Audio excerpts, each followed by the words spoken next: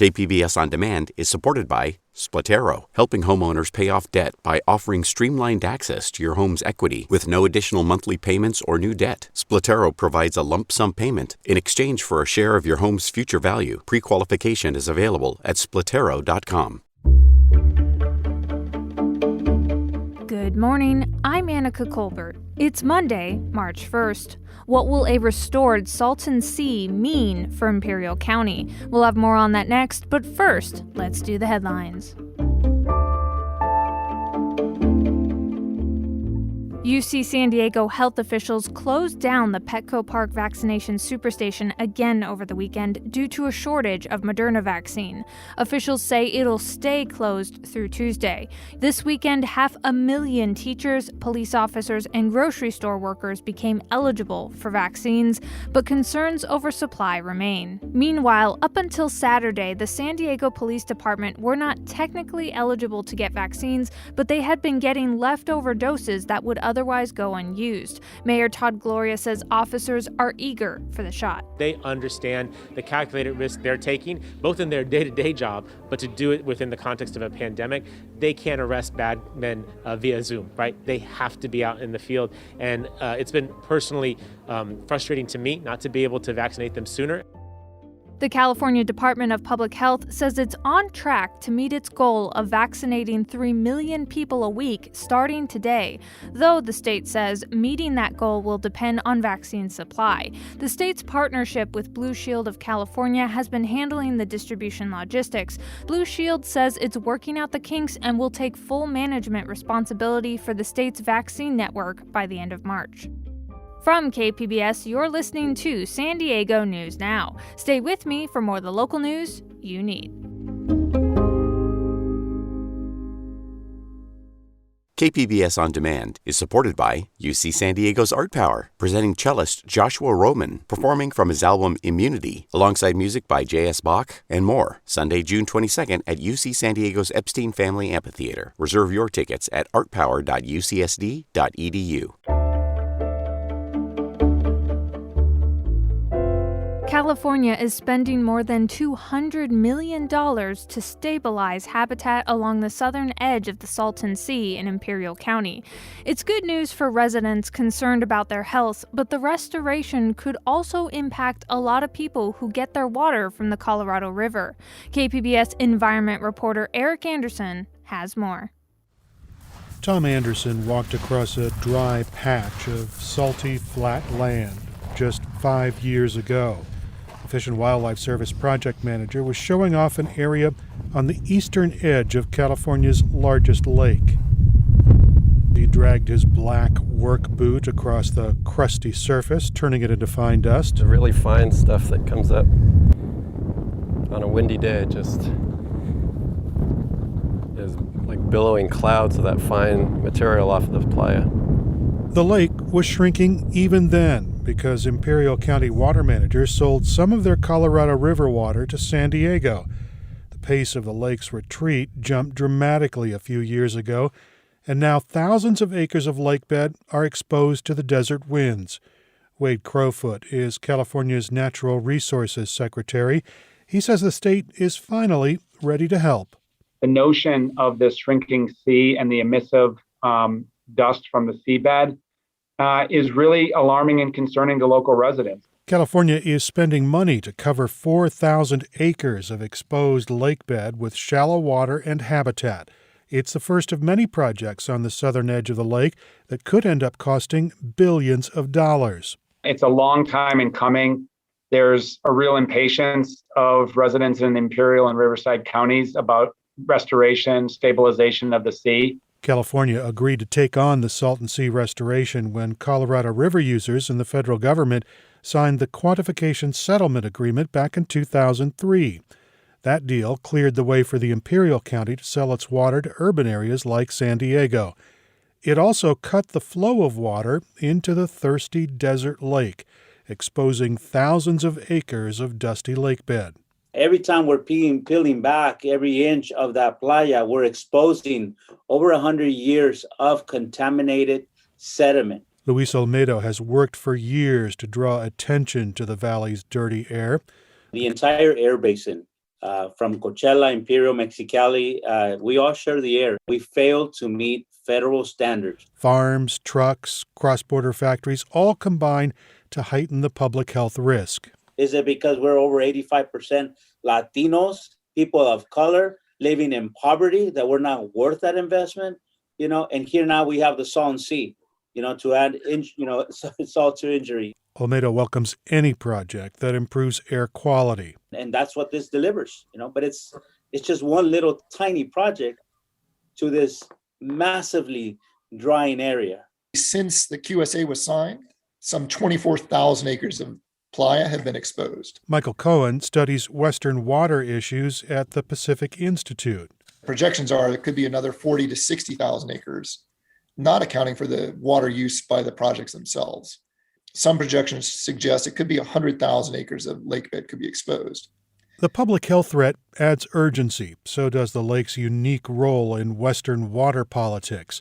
The Imperial Irrigation District has senior water rights to about 20% of the Colorado River's flow.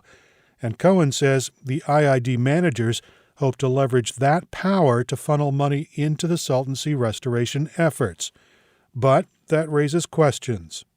Should the people and the birds, the people in the environment, suffer to deliver additional water to people on the coast of California? Colorado River Basin is in a nearly 2 decades-long drought. The dry spell is the worst drought on record, and fossils indicate it may be the driest period the basin has endured in more than 1,000 years.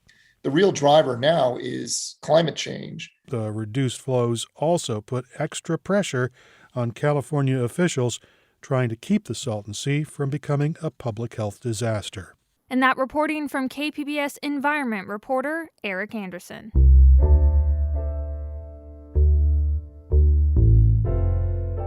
The USS Nimitz returned to San Diego on Friday. KPBS military reporter Steve Walsh has more on the status aboard the ship. The Nimitz Carrier Strike Group arrived in San Diego after a nearly 11-month-long deployment, which began with quarantine in April. Rear Admiral Jim Kirk says some of the restrictions loosened up as the carrier group remained COVID-free during its nearly year at sea, but the crew remained mostly isolated. We're all wearing masks. The lines were very long for eating, and that created its, own challenges.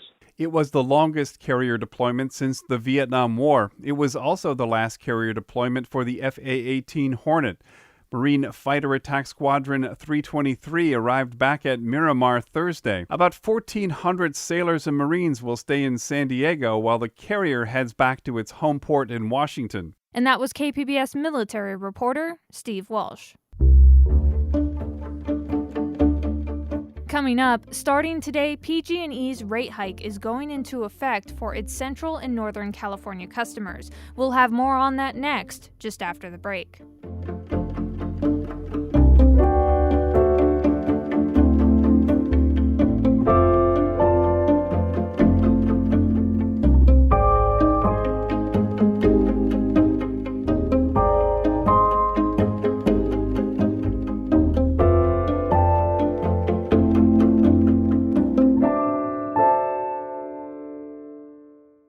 KPBS On Demand is supported by Marrocale Design and Remodeling, helping homeowners with their home remodeling needs. From ADUs to kitchen remodels, room additions, and custom homes, Marrocale Design and Remodeling can help homeowners design and build their dream homes. More at trustyourhometous.com.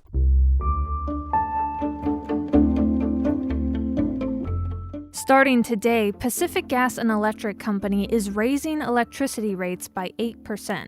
For the average residential customer, the monthly energy bill increase is approximately $8.73. That's PG&E's Lindsay Paulo. The utility company will use the funds to replace outdated equipment blamed for starting catastrophic wildfires, including the 2018 Camp Fire that destroyed the town of Paradise. We know that it's not easy to pay more, especially right now during this public health and economic crisis, and so that's why we offer nearly a dozen forms of assistance, as well as resources for using less energy. But even with those resources, consumer advocates say PG&E should hold off on any rate hikes. Cap Radio's Steve Milne spoke with Mark Toney. He's the executive director of the Utility Reform Network, or TURN, based in San Francisco. Here's that interview. Absolutely the worst time to be increasing people's bills when so many people are out of work through no fault of their own because of the pandemic. And the usage going up because you're forced to be at home. That's why we have called upon the Public Utilities Commission to adopt a 24-month rate freeze to give people a chance to get back on their feet. This rate hike was approved by the Public Utilities Commission, and it's expected to bring in more than $1 billion to PG&E. Now, the utility company says it needs that money to update outdated equipment, but what do you say to, skeptics or customers who might be wondering, why are we forced to pay more when PG&E has seemingly neglected to use that money that was allocated earlier for those kinds of expenses? TURN has made exactly that argument, that so much of the work that PG&E is doing now is catch-up. Even though they're getting more and more money, when you look at the federal court judge, Judge Alsup, he has found that they're not spending the money correctly and that they're still neglecting to do what they're supposed to be doing to reduce wildfire risk. PG&E says that even with all the billions of dollars, they're going to keep shutting people off during the wildfire season for at least 10 to 15 years. That makes no sense. People expect if we are paying more money for wildfire safety, we should get more wildfire safety in return, and that means they need to stop these public safety shutoffs. Well, how does California compare with other states when it comes to electricity rates per kilowatt hour? California has some of the highest rates in the country. Now, I will tell you, PG&E will play this game where they'll say, but the actual bills are lower because we have a more moderate climate than they do in Michigan or in, Massachusetts or what have you. But the fact is that a utility bill is part of a bundle. Nobody pays a standalone utility bill unless you live in a home. And if you look at the cost of housing, in California, it is probably the highest in the country, So when you look at, you cannot separate a utility bill from a rent or a mortgage bill. They go together, all right? Utilities and housing. So when you combine those, California has very, very high cost of living. PG&E is the largest utility company in the United States, serving about 16 million people throughout Bakersfield and North Santa Barbara County, up to around the border with Oregon and Nevada.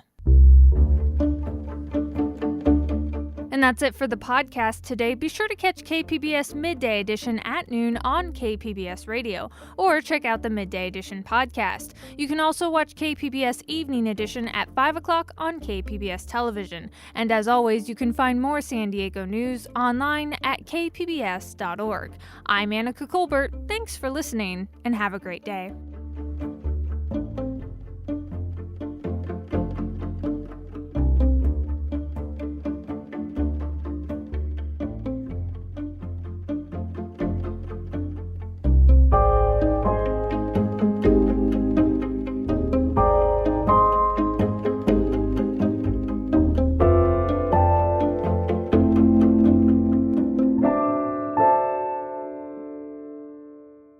KPBS On Demand is supported by Paint Care, offering households and businesses in California more than 800 leftover paint drop-off sites for recycling.